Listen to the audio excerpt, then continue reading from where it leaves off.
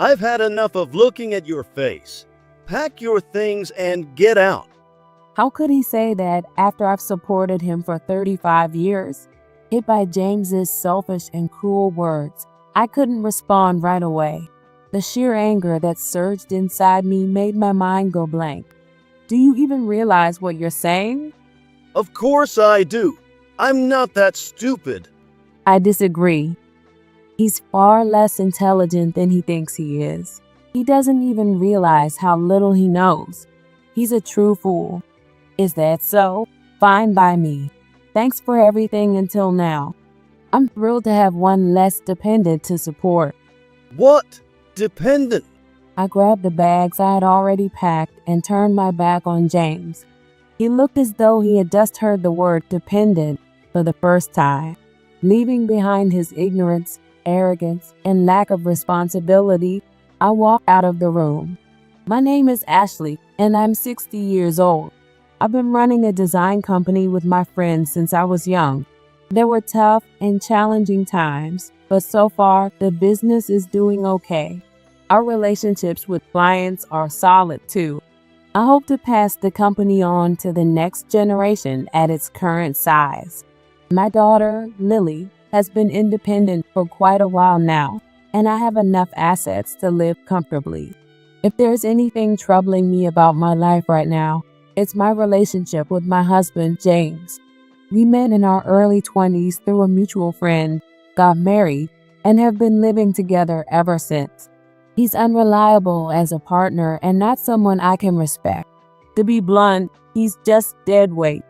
James quit his job right after we got married.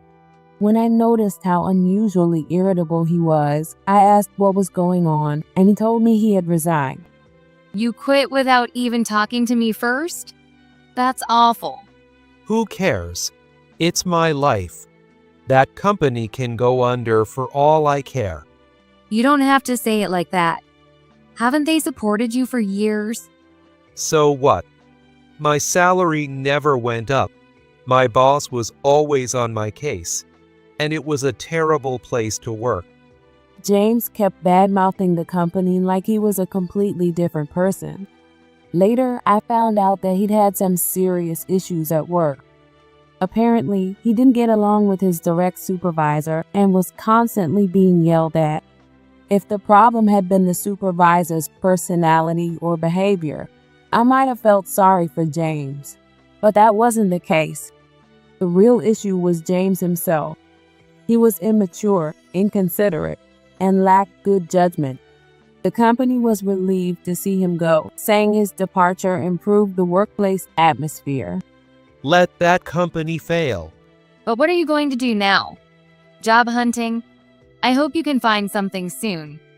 I'll figure something out eventually. It's fine.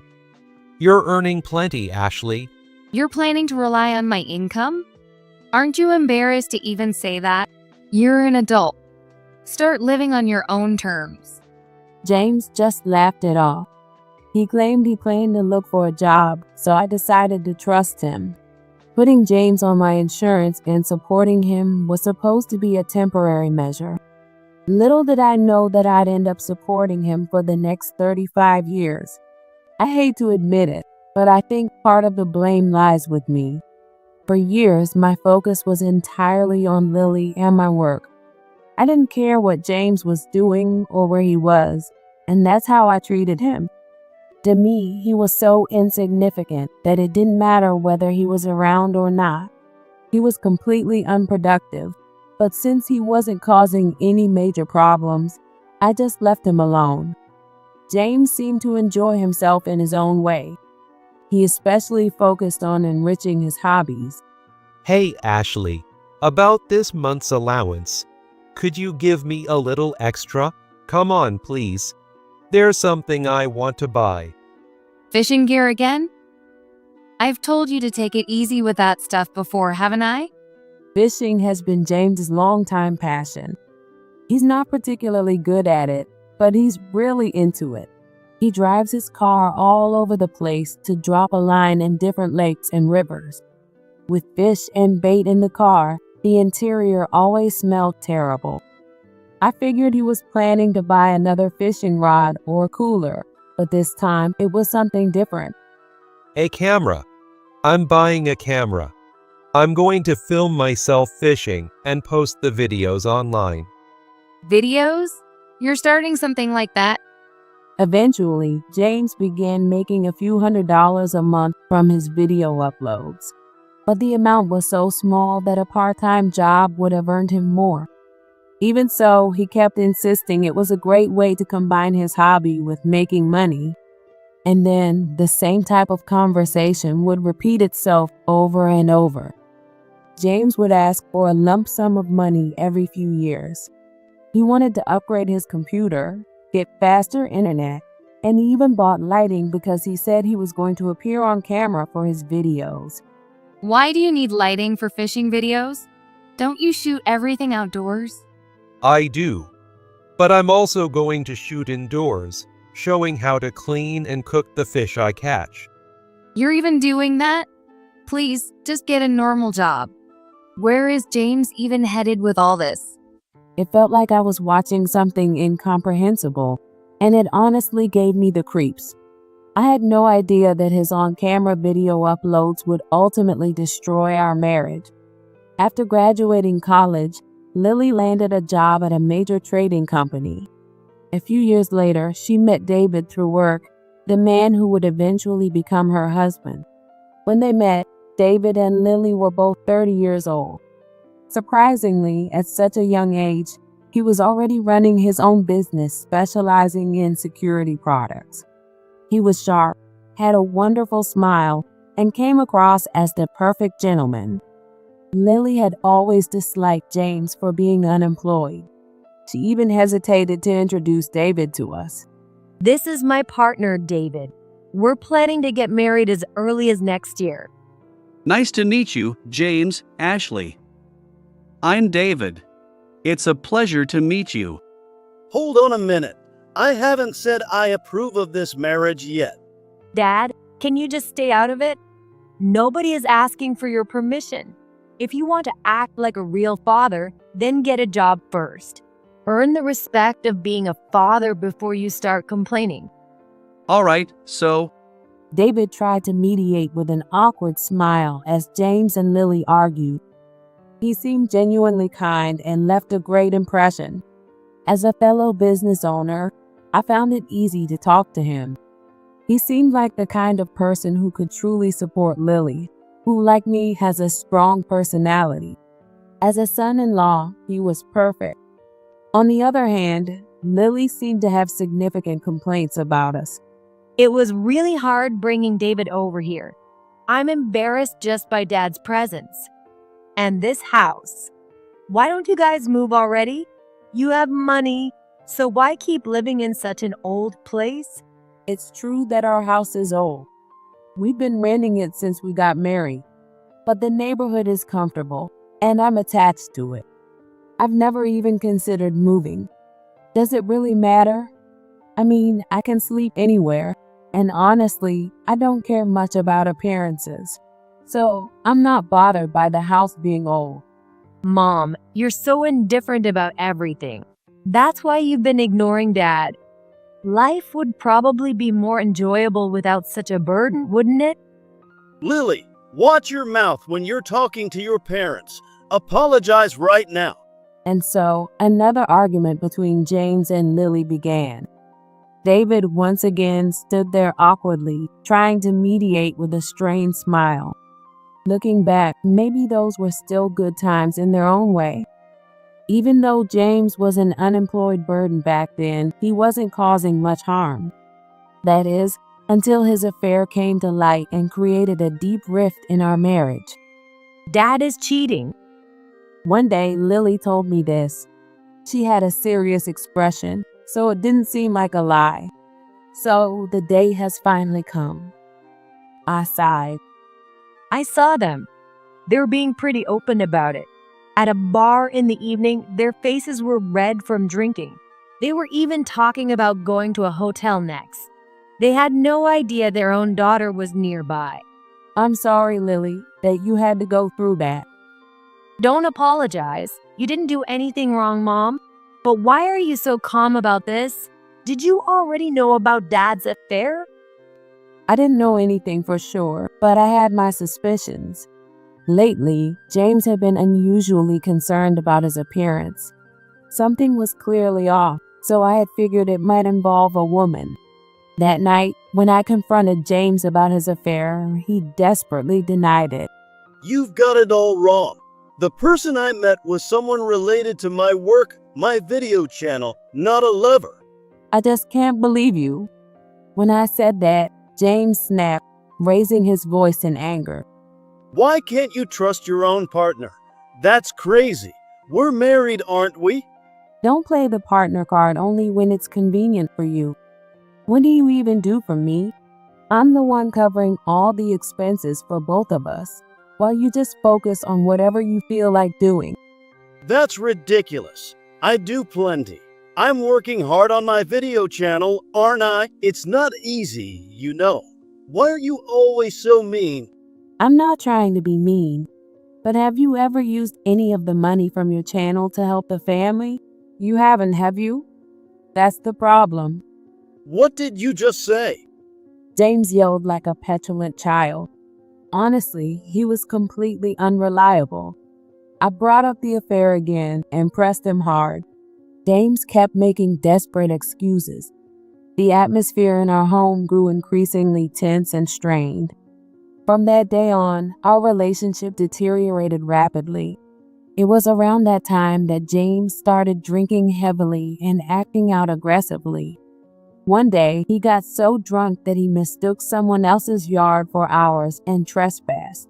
It turned into such a commotion that the police were called, and I was deeply embarrassed. Though I'm sure James was even more humiliated. His way of deflecting his shame was to lash out in anger. They're making such a fuss over a little mistake. It's not like their house is anything special, so they should shut up already. James, please stop. That's not something you say when you're the one causing trouble. By the way, where were you so late? And who were you drinking with? Shut up. It's none of your business. He was probably with his mistress. I could smell women's perfume on him. He didn't have the money to drink at a fancy place, so it's unlikely he was at a bar with hostesses. Still, wearing such a strong scent, it was like he wanted to expose his own infidelity. Dealing with James's foolish behavior made me furious beyond words. The pivotal moment came on a Saturday night. James had disappeared on Friday evening and didn't return until late the next day. When he finally stumbled back home, he reeked of women's perfume and was completely drunk.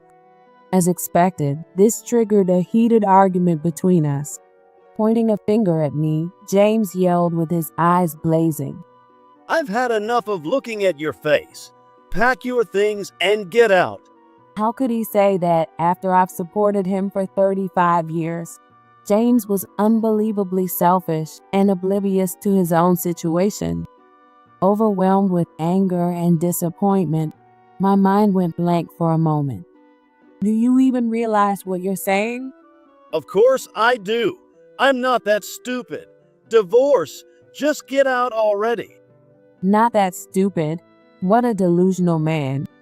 James is far less intelligent than he thinks he is. He doesn't even realize how little he knows. He's a true fool. Is that so? Fine by me. Thanks for everything until now. I'm thrilled to have one less dependent to support. What? Dependent? I'll mail the divorce papers to you tomorrow. Fill them out and file them, okay? I grabbed the bags I had already packed and turned my back on him. I've been preparing for this moment, just in case it ever came. James looked genuinely shocked, as if he was hearing the word dependent for the first time. Leaving behind James, who was clueless, selfish, and utterly unreliable, I stood up. James turned pale and panicked. In his ignorance, he had no understanding of what dependent actually meant. Wait a minute. Explain this. What does dependent mean? What happens if that changes? Are you serious? And you call yourself an adult? A dependent is someone who can't financially support themselves and relies on a family member for economic assistance. And if that stops? For instance, your insurance premiums have been covered under my employee benefits plan, but once that ends, you have to pay for them yourself. James was stunned. He genuinely had no idea. How can he be so unbelievably naive? It's hard to believe he's the same age as me. At the very least, the men I know are far more dependable. They seem to seriously consider their future and their family's well-being, living with a clear plan in mind. But James has no plan at all. He lives from day to day, drifting wherever the wind takes him, always relying on others. Looking back on our life together, all I can see are his shortcomings. Why did I even marry this man? I honestly couldn't remember. James glared at me, probably because I had very cold eyes. What's with that look? You're always looking down on me. I'm your husband, your master. Husband, master, who do you think you are? I never agreed to be your servant. A delusional man like you isn't worth living with. And I'll say it again, fill out those divorce papers. Fine, I'll do it. You've got to be kidding me. Calling me delusional? I don't need a woman like you. Besides, I've got Susan. It seems Susan was the name of his mistress. Even though I no longer cared about James, something about hearing the other woman's name enraged me. I'll look into Susan. I need every advantage I can get for this fight. Ignoring James, who was still shouting nonsense, I left the home we had shared for so many years. James called just a few days later while I was unpacking in my new apartment. He acted as if that heated argument between us had never even happened. The door's unlocked, so you can come back anytime. Hearing that, I was stunned. How clueless can he be to still think he holds the upper hand? There's absolutely no chance I'm coming back to that house. So lock the door already. If a burglar gets in and steals everything, don't expect me to care. What kind of tone is that? I'm the one offering to forgive you. Your attitude is the problem. Why do you talk like you're above me? And by the way, the divorce papers should arrive soon. Fill them out and file them at City Hall, okay? Well, Ashley, about that, can't we reconsider the divorce? Maybe if we talk it through, we can find some common ground. I already knew, but it confirmed once again how spineless James was. Just a few days of living apart, and he was already cracking. He was probably running out of money and panicking about how to sustain himself. The final straw, though, was what I had uncovered about Susan. As it turns out, she was a complete disaster of a person. Fine, let's talk. But it has to be at a time and place I decide, and the conversation will include you, me, and Susan. What? Why does Susan have to be involved? This is a marital issue. She has nothing to do with it. Really? The person who inserted herself into our marriage and got involved with you has nothing to do with it? If she were irrelevant, I wouldn't invite her. But she's very much a part of this. But James hesitated. Clearly, he didn't want me and Susan to meet. If Susan isn't there, I absolutely won't meet with you either. When I said that, James reluctantly agreed to bring her along. she might refuse, you know? Susan could say no. Then make sure you convince her. If Susan doesn't come, there's no point in us meeting either. And honestly, I'm fine with that. I don't feel any need or value in talking things through with you. It seemed James was pretty desperate. Hearing me say that, he promised to find a way to persuade Susan. I couldn't help but wonder what kind of excuses or reasoning he'd use to convince her.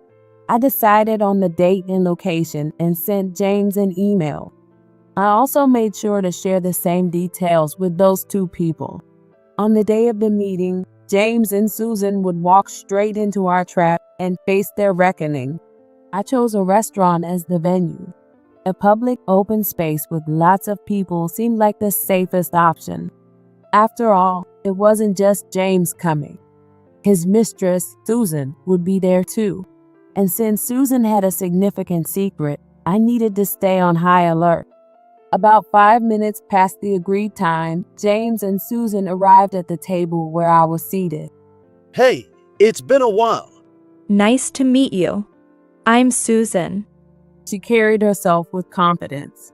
Susan had the look of a career woman dressed in a sharp pantsuit. At first glance, she seemed like someone highly capable. It was hard to shake the feeling that she was intentionally crafting that impression for me. Did she really think such superficial tricks would fool someone who already knew the truth about her? I came here today because I wanted to clear something up with you, Ashley. You're mistaken. I'm not James's mistress. I'm strictly his business partner. James crossed his arms and nodded. This was exactly the kind of response I had anticipated. They were trying to rewrite the narrative.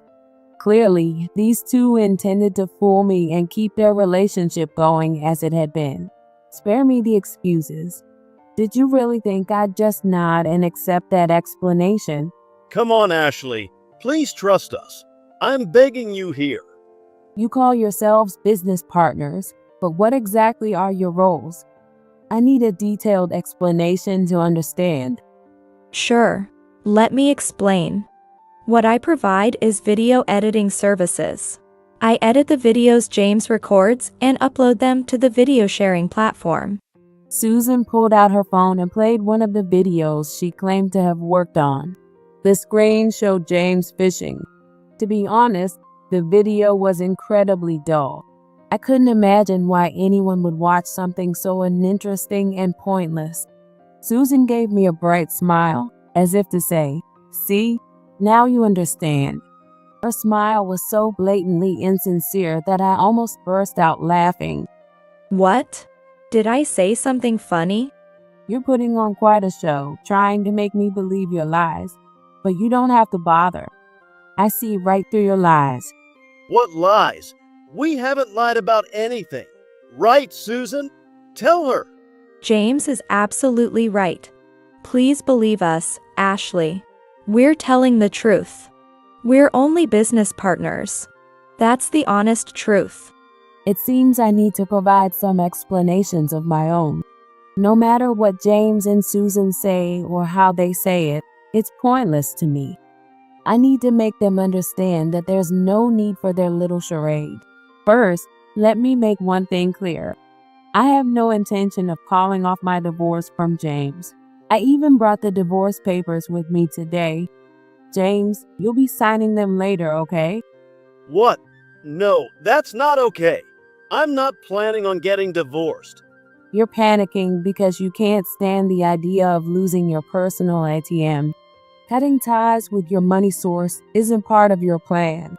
You both want to keep things as they are. Isn't that right? That's outrageous. Ashley, I have no intention of being anything more than James's business partner.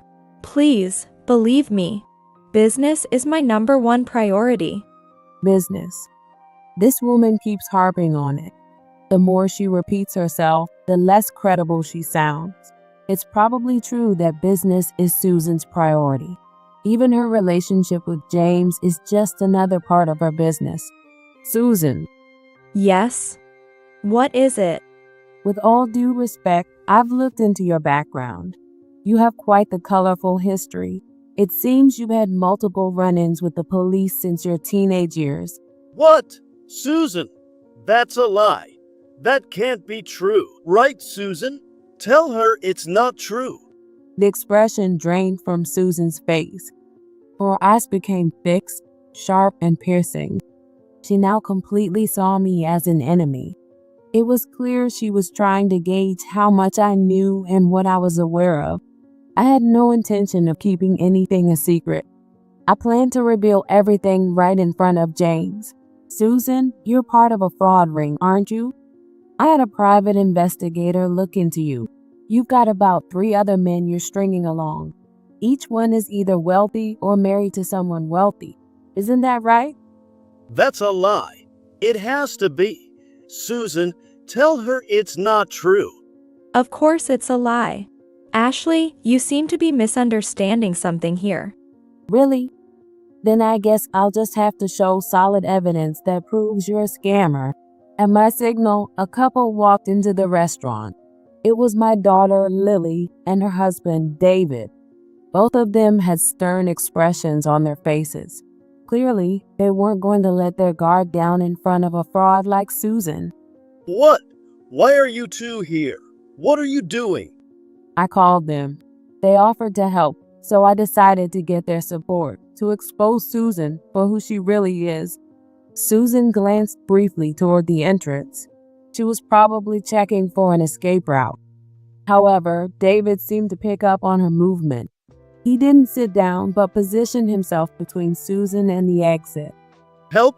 Expose Susan? I have no idea what you're talking about. You've been scammed, Dad, by Susan and her accomplices in that fraud ring. Lily, you seem to be mistaken as well. Shut up. Just stay quiet for a second, will you? You're next. Right now. I need to make this dumb old man understand what's going on. When Lily gets angry, she's terrifying. Her intensity was more than enough to make Susan shrink back. Lily pulled a few photos out of her bag. James' face twisted in discomfort. The photos showed Susan and himself. The location was clearly a hotel district. They were arm in arm, looking very close. There was no way their relationship could be explained as purely business. That's you in the picture, Dad, right? And Susan? This is clearly an affair. But this isn't all. Take a look at these. Lily produced another set of photos. This time, Susan looked more shaken than ever. The photos showed her with another man, not James. However, they were just as close, arm in arm, and the location was still the same hotel district. Susan, what is this? It's not what it looks like. Well, that's a business associate. We're just very close and comfortable with each other. Oh, I see. So you've got several business associates like that. Lily continued pulling out more photos. Each one showed Susan arm in arm with a different man. Some were older than James, while others were much younger. But the common factor? They were all strolling through the same hotel district with Susan. It was impossible to believe this was just normal business. What the hell is this? These are clearly photos of you cheating. Calm down. You're just one of many. Did you really think you were special? Dad, you've been conned. Susan is a fraud who preys on men. It's pathetic. You let yourself be tricked by a woman like this and betrayed both Mom and me. Lily. James looked like he was about to cry. His daughter's scornful gaze clearly struck a nerve. As more and more evidence was laid out, Susan looked increasingly flustered. Even a seasoned con artist like her couldn't come up with a convincing lie to get out of this mess. Dad, you're absolutely the worst. You don't work. You just waste time doing whatever you want. You got caught by a scammer, cheated, lied, and betrayed Mom after everything she's done for you. Lily, I'm sorry. You're apologizing to the wrong person. Shouldn't you be apologizing to Mom first? It's fine. I wouldn't forgive him even if he did apologize. I'm divorcing him anyway. James slumped over the table, looking utterly defeated. As if to say everything was over, he didn't even try to respond. While James sat there, Susan quickly stood up and tried to escape. But David moved in front of her, skillfully blocking her path. Hey, what's your problem? Get out of my way. You're not going anywhere. We've already made the call, so just stay here a little longer. Made the call? What call? I run a security company, and because of my work, I have a lot of contacts in the police force. One of them is on their way here now to take you to the station. Susan's expression changed drastically. Susan attempted to push through forcefully. David restrained her, ensuring she couldn't get away. Before long, the police arrived and Susan was taken into custody. James, left behind, sat there in a daze. It seemed he was deeply shocked to realize he had been deceived by his mistress. As the police car carrying Susan drove away, James turned to me and apologized. I was such a fool to fall for someone like her. I'm really sorry. Ashley, please, let's start over again. Are you kidding? How many times do I have to say it? I'm divorcing you. Here, sign the divorce papers. Lily and David will fill out the witness section, right? Yes. Of course. James resisted desperately, but it was all too late. In the end, he signed the divorce papers as I instructed. I didn't demand any alimony from James. In exchange, he agreed not to seek any division of assets from me. With Lily and David as witnesses, our divorce was finalized without incident. James had no job and no savings. All he had were some fishing gear, a few pieces of video equipment, and his computer. The videos he had accumulated over time might technically count as assets, but they were unlikely to generate any money. After our divorce, I moved out of our rental apartment, leaving James to pay the rent on his own. At first, he managed by selling his fishing gear and equipment, but he soon hit a dead end. James's only remaining option was to rely on me or Lily. Ashley, please, I'm begging you. Let's start over. I can't live on my own. Don't give me that nonsense.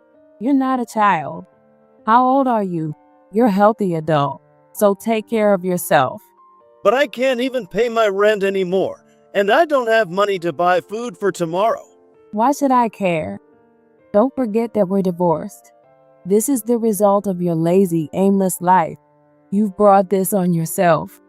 This exchange took place in the parking lot at my office. How pathetic. He's such an embarrassing man.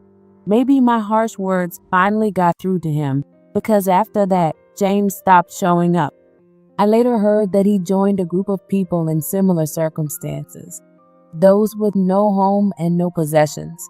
He now survives by relying on government or nonprofit food distributions and making a meager living through scrap collecting. I imagine James will spend the rest of his life cursing himself for not valuing his family. He'll probably look back on the time when he was under my support and realize just how fortunate and privileged he was. As for Susan, who was arrested by the police, she ended up revealing the contact details and locations of her associates. This led to the arrest of about 10 members of her fraud ring. In a way, James's relationship with Susan was the trigger for this large-scale crackdown. When I think of it that way, James did make a significant contribution to society. I'll keep it in my heart as the one and only good thing he ever accomplished. My life hasn't changed much since divorcing James. I work hard during the weekdays and take it easy on the weekends. Sometimes Lily and David visit and we enjoy meals together. The only real change is the new life growing in Lily's belly. The doctor said it's a boy. I'll have to make sure we don't spoil him too much. We don't want him turning out like Dad. You and David will do just fine. And if you ever need help, just let me know. I can leave the company in someone else's hands and come running right away. Thanks. I'll be counting on you. With James gone, it feels like Lily and I have finally found stability. It's clear now just how much of a hindrance his selfishness was to us. When someone close to you becomes a burden in that way, it's the end of the line for them. I want to always be the kind of person who thinks about others, lives peacefully, and fosters good relationships. That's the kind of person I'll strive to continue being.